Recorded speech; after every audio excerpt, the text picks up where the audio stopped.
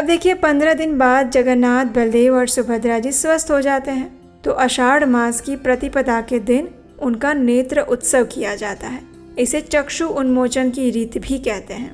इसमें क्या होता है, तो इस प्रक्रिया में तीनों विग्रहों के नेत्रों को अंततः स्पर्श किया जाता है। हमने आगे जैसे बताया आपको कि अनवसर काल में उनके पूरे शरीर में रंग राग किया जाता है, सिर्फ उनके नेत्रों को छोड़ दिया जाता है। और ये नेत्रों का अंगराग जो है वो नेत्र उत्सव के दिन किया जाता है।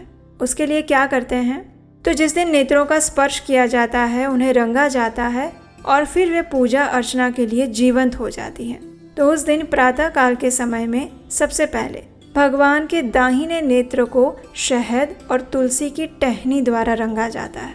उसके बाद तुलसी की टहनी को शुद्ध घी में डुबोया जाता है और फिर बाहिने नेत्र को स्पर्श किया जाता है और फिर दोनों नेत्रों की निचली पलकों पर काजल लगाया जाता है। इस विधि के शुरू होने से लेकर पूरा होने तक दैताओं और सेवक गणों द्वारा विशेष स्तोत्र गान गाए जाते हैं और फिर अंत में जगन्नाथ, बलदेव और सुभद्रा जी अपने मूल स्वास्थ्य में वापस आ जाते हैं और फिर उन्हें अनवसर के बाद सबसे पहला अन्न राज भोग अर्पित किया जाता है। और भगवान का ये भोग विशेष होता है जिसमें बहुत सारे व्यंजन, बहुत सारे पकवान भगवान को भोग लगाए जाते हैं।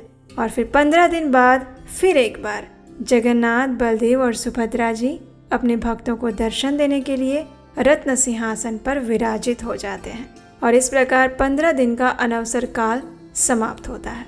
और अनवसर काल समाप्त होने के बाद जब फिर से जगन्नाथ जी सिंहासन पर बैठ जाते हैं तो उसके बाद अगले दिन उनकी विशेष रथ यात्रा उत्सव होता है। वो इतने दिन घर में बंद रहे हैं तो फिर उन्हें बाहर घूमने जाने का मन करता है, अपने भक्तों को देखने का मन करता है। न जाने 15 दिन में कौन सा भक्त उनके पास आया होगा, बिना दर्शन किए वापस चला गया होगा। तो ये सोचकर जगन्नाथ जी सभी को दर्शन देने के लिए खुद बाहर आते हैं, जिसे हम रथ यात्रा कहते हैं।